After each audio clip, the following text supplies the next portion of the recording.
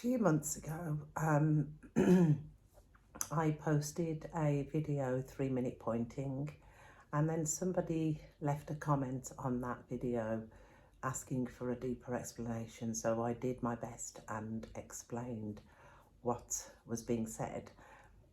And then today I had a comment on that video saying, I would love a one-to-one with you.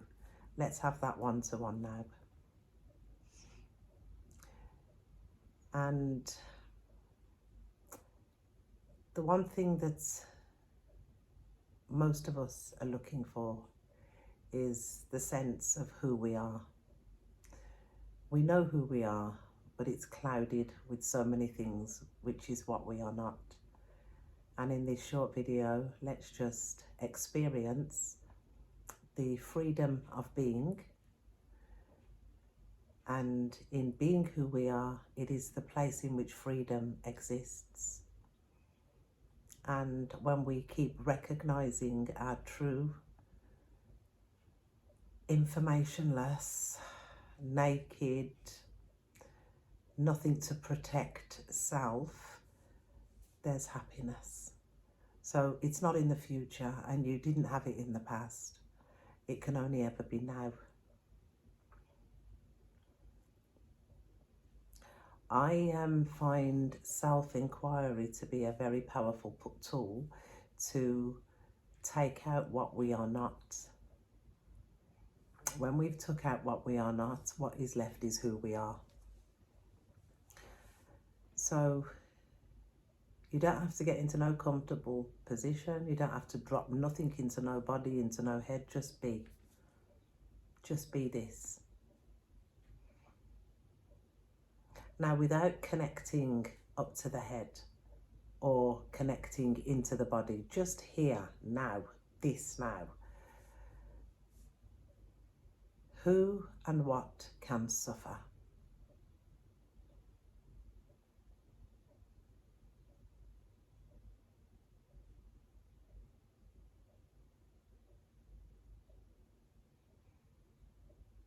If anything appears, you're the witness of that thing appearing. You are not the thing that appears.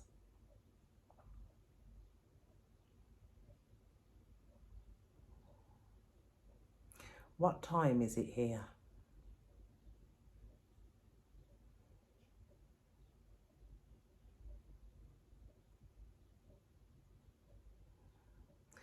Does this informationless being have a birthday?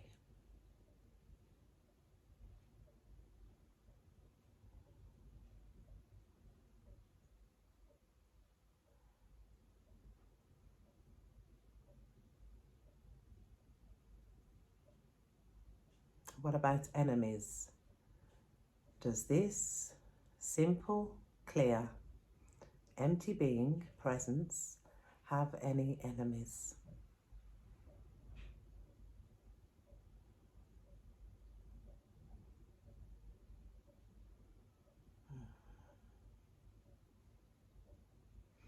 Are there any problems?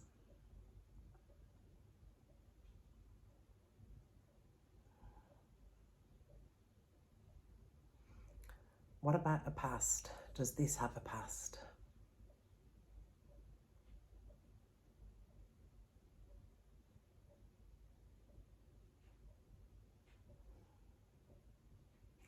Does it have a future?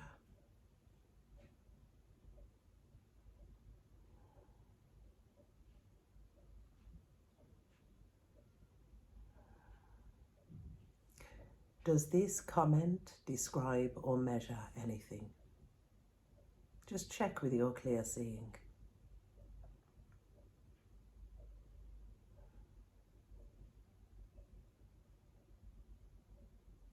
Are you believing this? Is this a belief?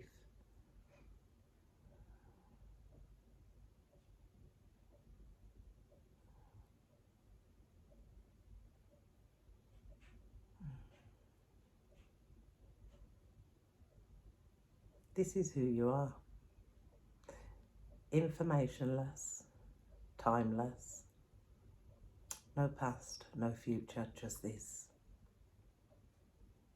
this ever-present fresh moment.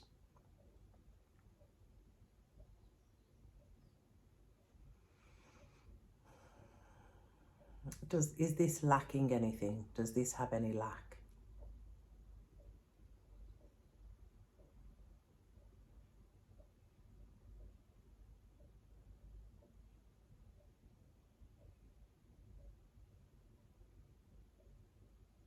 This is your true nature. This is the ever-present, timeless being.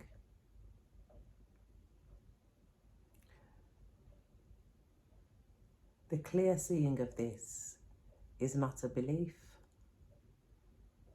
And so what can happen is the beliefs that we can hold now become challenged, because something may flash up and we call it the past, but in truth, something happened in the present moment. We identified with it because we believed ourselves to not be this, so we identified with it, and now there is a memory of it, and the memory gets delivered. It keeps coming in, so that you say the past is coming in, and then you do something to get away from that past, when all you have to do is stop and say, who and what is suffering? Who is suffering? What is suffering? Is there really and truly a past? What about future? Where is this future that I've been told about?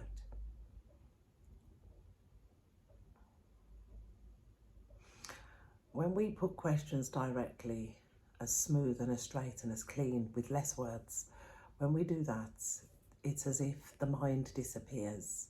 What actually happens is the imagination of having a mind disappears. This is the clean mind, this here that is asking who is suffering. That's the mind of man.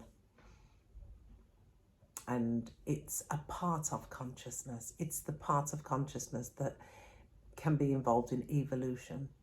So the one who's asking the question, who and what is suffering, is consciousness. And that consciousness has the capacity to have relationships, have a career, do activities. But that consciousness can fall asleep and become psychological, which means that there is such a thing as a past, there is such a thing as a future, there is such a thing as enemies, and it can be as colourful as it can be a massive roller coaster, it can be a smooth ride, but it's the mistaken identity. The mistaken identity, we mistook ourselves to be that which arises, and the identification that we was given, you're this age, you like this, you like that, you do this, you do that. Those things are fine. They're just things that resonate with the beingness having a human experience. That's all that they are. But the mind comes in and comments and tells you what they are, but you already know what you like and what you dislike. You don't need that mind to keep on telling you what you like. A really useful aid, well, it was useful, I found it very useful, was when you put someone in prison, or when you put something in prison. So if there's a being and they're doing something that doesn't resonate with you, and you say, oh, I don't like her because, or I don't like him because, you have put that being in the prison of your mind. And if you put something in prison, you have to guard it. You have to go into that prison with that being, so it's just not worth it. Yes, things can present themselves what we don't like, but we don't have to have an opinion. We can just leave it and say, well, it's just what's happening. We don't have to get involved. And when we focus on what we do like, the energy to remain awake becomes so much easier. Awake and aware. You cannot not be the awareness. You can't grow into it.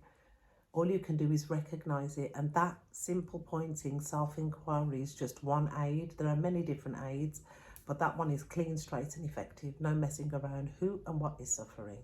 Is there a past? Is there a future? Am I a body? Am I a mind? Am I an emotion? Just keep throwing questions out. That put your belief system under the spotlight of consciousness, and you will just keep on experiencing awareness, awareness, awareness. At first, you may feel a bit tired, because that's the power of presence. You may feel, oh God, I'm tired. It's just the power of presence. And it's just to keep coming back there, and you can do it in 5 minutes. And then throughout the day, you can use it as an anchor. So if there are a lot of things that appear to be not working, we can call them problems. As you are facing them, after you've done your clear seeing, you go about the day, something may break or something may appear, and it may seem problematic and you may react to it. But as soon as that's happened, if you say, hold on a minute, is there suffering? Are there problems? Keep checking that place in which there is no suffering and no problems, and then that becomes your predominant state of seeing. It's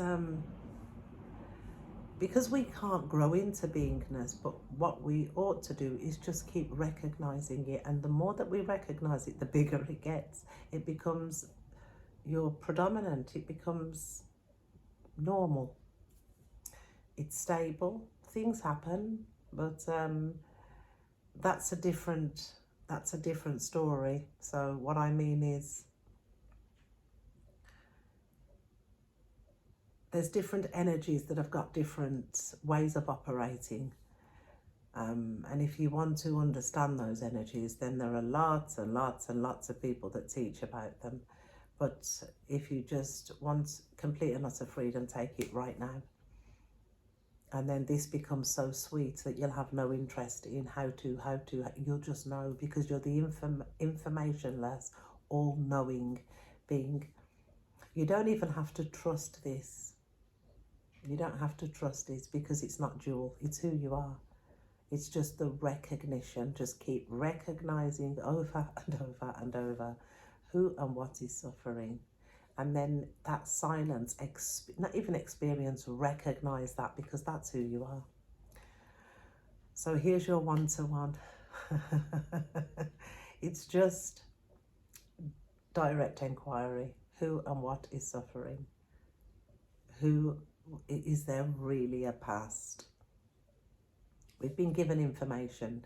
Information is always coming in through the 5 senses, through the mind. It's just constantly bombarded. It can be bombarded. So it's to stand back and say, who and what is suffering? I hope this has blessed you. This is one-to-one. One-to-one clean pointing. Just, you are free, but we experience not being free. It's an experience to experience not being free. You are the self, but we experience their experiences, and when they're seen through, they just fall. Silence also does it, just resting. Put one question, who's suffering, or is there any lack? And just sit with the knowing of isness, the knowing of this. It doesn't have a name. Even awareness is not really a name for it. And as you sit with this clean, clear seeing, it grows the fruit of happiness, the fruit of love. The fruit it just starts to bear fruit. You just start to feel, oh God, amazing. Wow. It just feels freedom. The only thing that we are seeking to be free from is the false identity that we hold of ourselves. Because you are now, you are free. You are free. You can never be a prisoner in the mind. But if we play with the mind, if we judge, if we say, then we have picked up the mind as a tool, and the mind then uses you. You put that person in prison or that situation in prison, and you have to go in. You have to be the prison guard with that thing. Just let it go.